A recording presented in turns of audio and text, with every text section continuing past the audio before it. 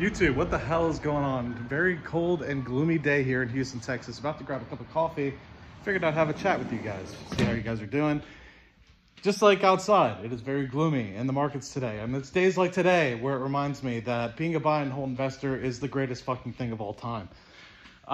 Took some opportunities today to sell off on some consumer discretionary stocks that have been performing very well during this recent pullback in the markets. And with that, I've decided to buy some more tqqq. Portfolio's below 900K again. That's fine with me, but with the opportunity to sell high and buy something pretty low, as we kind of experienced some correction territory in the markets, I went ahead and took that opportunity. It's days like today where I want to remind everybody to look at their portfolios and reflect, to understand, were they just investing in something to be extremely greedy, or were they investing in something because it was actually a worthwhile investment? I think most of the time with what's been going on in 2020 and 2021, a lot of people will probably say, yeah, that was for greed, not because I actually believed in that particular company to invest in it. So I just urge people to take that opportunity, understand where they sit in their investment thesis, their plans, reflect, and take the opportunity to make any sort of corrections in the path. Is this an opportunity for you to move further away from, say, value stocks? I don't think so. I think it's an opportunity to hold some value stocks here. As you probably see, the Dow is not down nearly as much as, say, the S&P 500 and the NASDAQ 100 as a whole. So likely an opportunity for folks to continue to take advantage and look at some of the speculative positions in the market.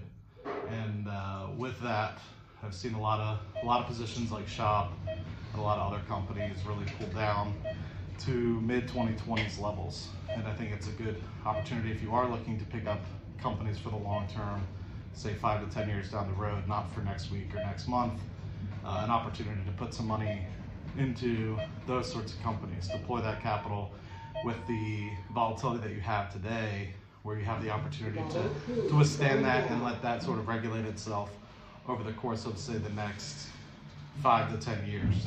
I'm looking at Shop here. I'm looking at other growth companies as well, companies that are on sale back to where they were back 2019, 2020 levels. It just kind of makes sense. A lot of the interest rates have kind of pulled out. A lot of the fluffiness or the frothiness of the growth. Hey, good morning.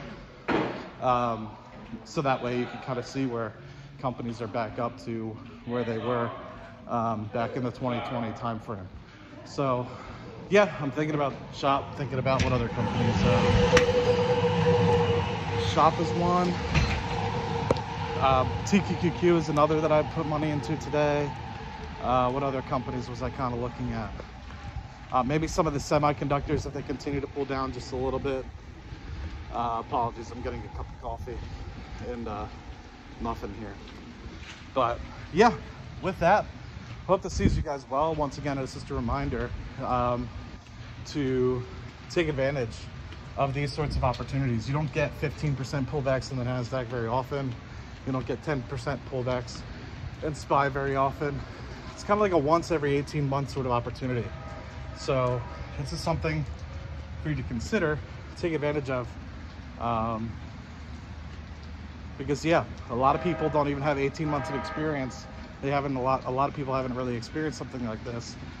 And a lot of people are heading for the hills. And I think it's good to see a lot of people sort of starting to adjust and get this experience for the first time and really implement this into their investing strategy, investing thesis. So anyway, hope you guys have a great day. Let me know what you guys think in the comment section down below.